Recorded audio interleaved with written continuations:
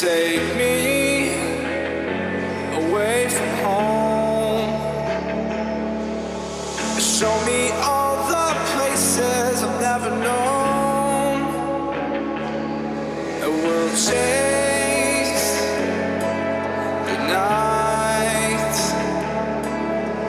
erase all of these broken dreams and flight.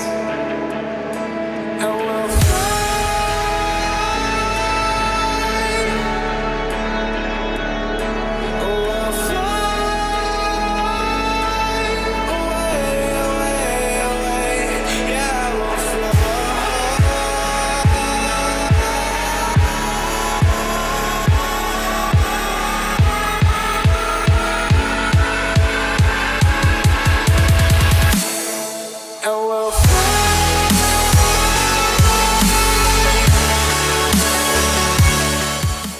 Hi folks, this is a short video about our travels to Ukraine, and in particular Korosten, from where we host children as part of the Chernobyl Children's Lifeline.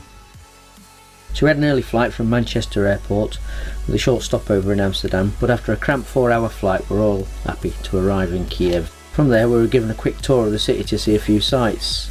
It's a massively beautiful city, very cosmopolitan and almost somewhat European. Definitely warrants a little more time as there's loads to explore. On our tour we had a quick look around the most prominent monument in Kiev. It sits overlooking the city. It's called the Motherland Monument, and it was built to celebrate the Soviet Union's victory over Nazi Germany during World War II.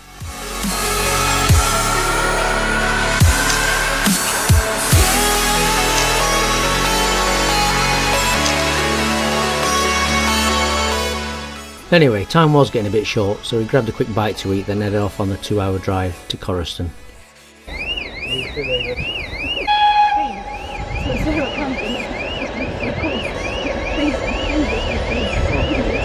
One of the reasons for visiting Korosten was for us to better understand the effects the 1986 Chernobyl nuclear disaster has on the local population.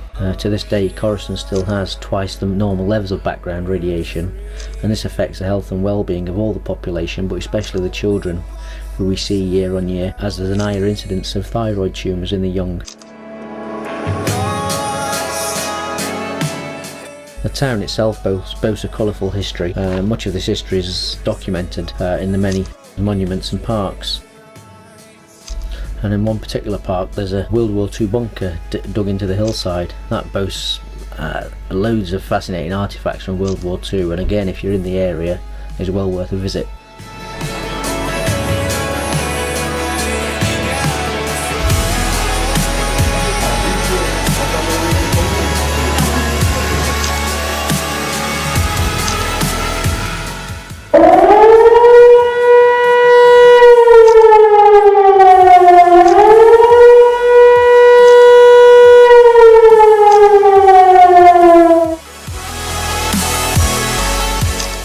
The town's got a busy, bustling feel about it, and it's an important rail hub for the region.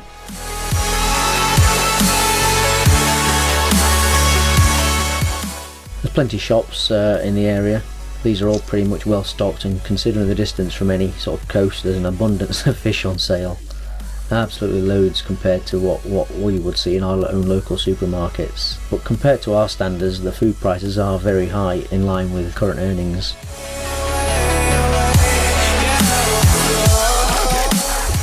Also in the markets you can find many stalls selling sallow, which are cured slabs of fat. The locals seem to love it, but definitely not for me.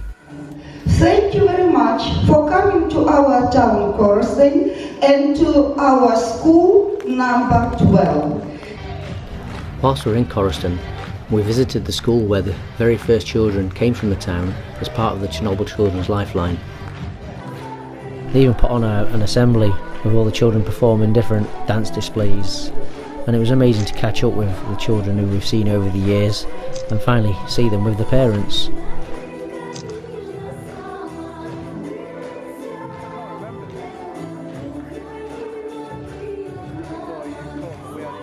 And Galina, who's been one of our interpreters over the years, gives an interesting tour around the school, looking at the many different subjects that the children study.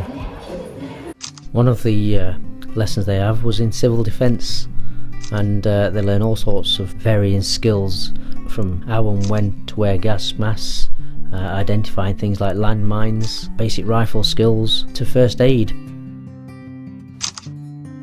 But overall they do have a very mixed and varied range of lessons and subjects.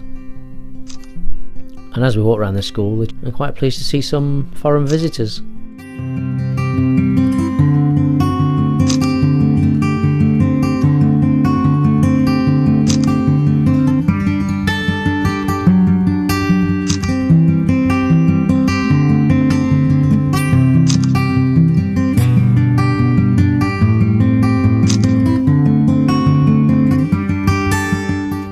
Later that day we had the pleasure of visiting a family who live in a rural setting in one of the outlying villages. Totally self-sufficient, with their own farmyard in the back garden. Quite humbling to see how these people live their lives, quite content, quite happy. Ну, мені тоді десь було 35 отак. He was 30 years when he planted all the trees. А ось добре пам'ятаю, коли я садив оцю сосонку, мені було...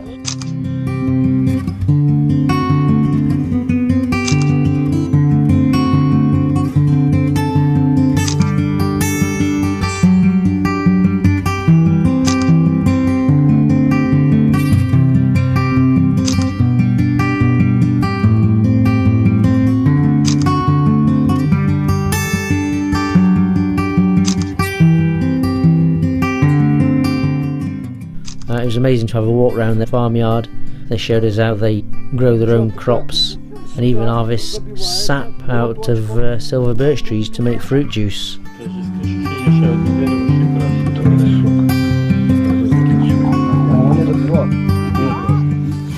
We even got to sample some of their homemade honey. So the next day we set off for a local boarding school. If I've got this pronounced right, the Ushmia orphanage was originally opened in 1932 as a sanatorium, but since the Chernobyl disaster it was reorganised into a boarding school for children with slow development and children from socially unstable or insecure families. I think at the moment there are about 140 kids, all aged from 6 to 16. Many of them go home at weekends, on holidays, some even in the evenings, but some are absolutely neglected and spend their whole school life there.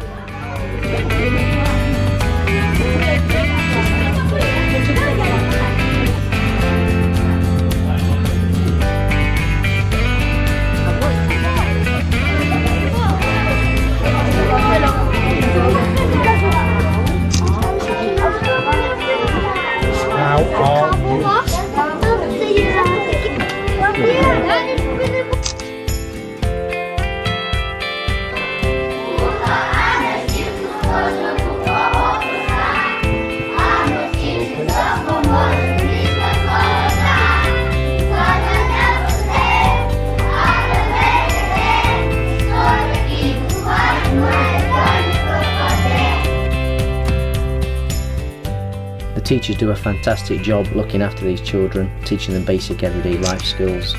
They're also looked after by counsellors and nurses. But the children were immensely happy to have some visitors though, and the whole visit, seeing what little these children have, was massively humbling.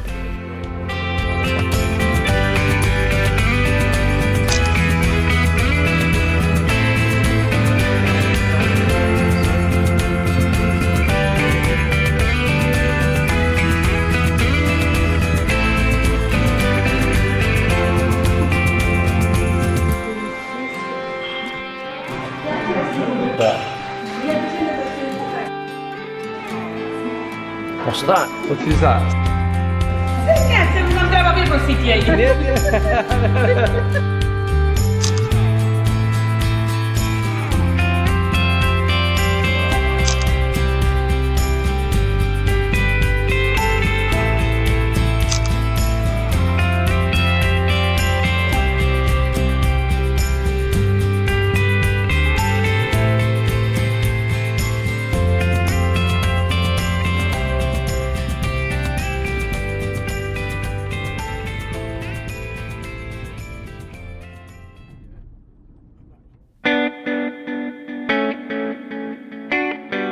Our trip to Ukraine would not have been complete without a visit to Chernobyl itself. And on our way we passed through various checkpoints and soon discovered how much of a tourist attraction this place has actually become.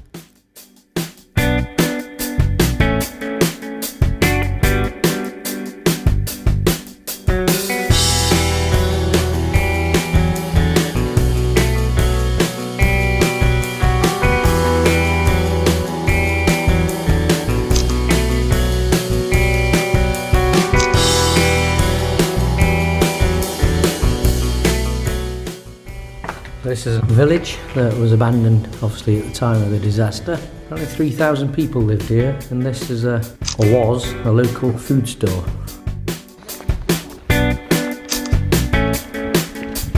Come in.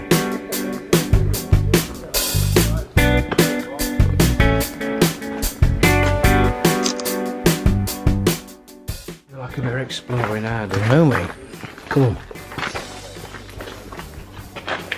Bloody hell. Come on, get in. Get over it.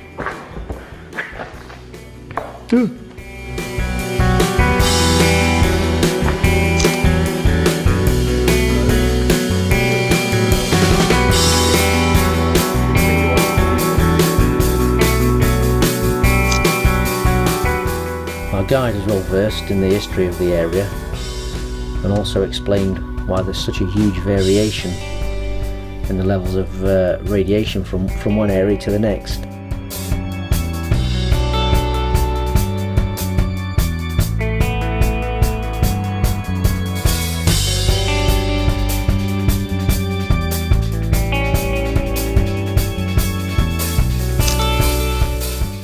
Water a long time dropped down from a roof with radioactive substances. For example, here 1.5 microsieverts, but here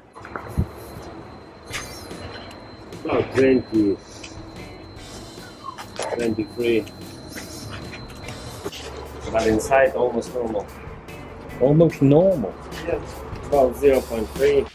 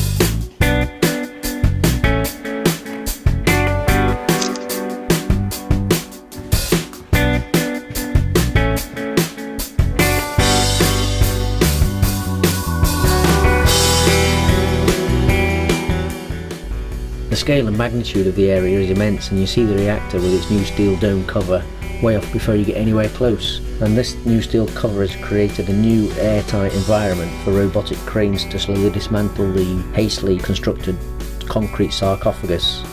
And eventually it'll dismantle the reactor itself, and all of this waste will be processed and cleaned in a purpose-built waste processing plant which has been built nearby. The cooling ponds received a fair bit of attention due to those massive catfish that seem abundant. Absolutely huge they are.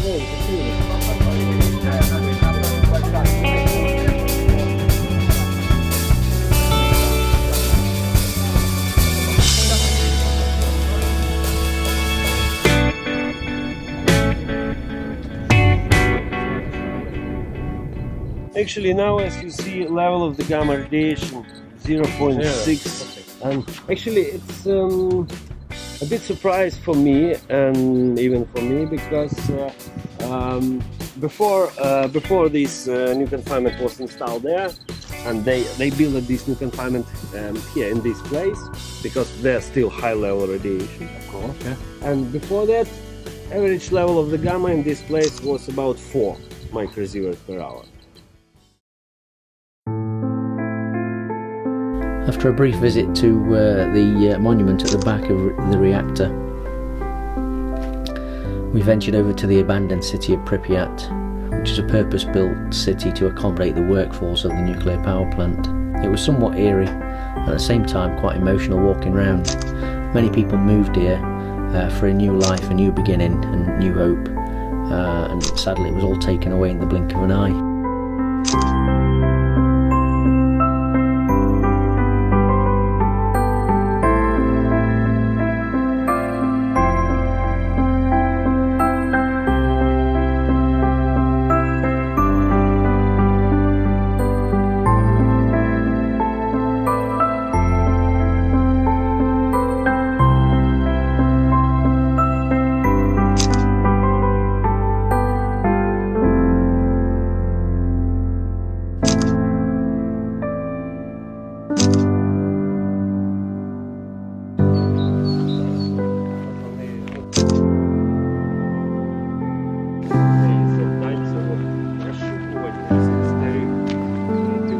It's a theme park that never got used.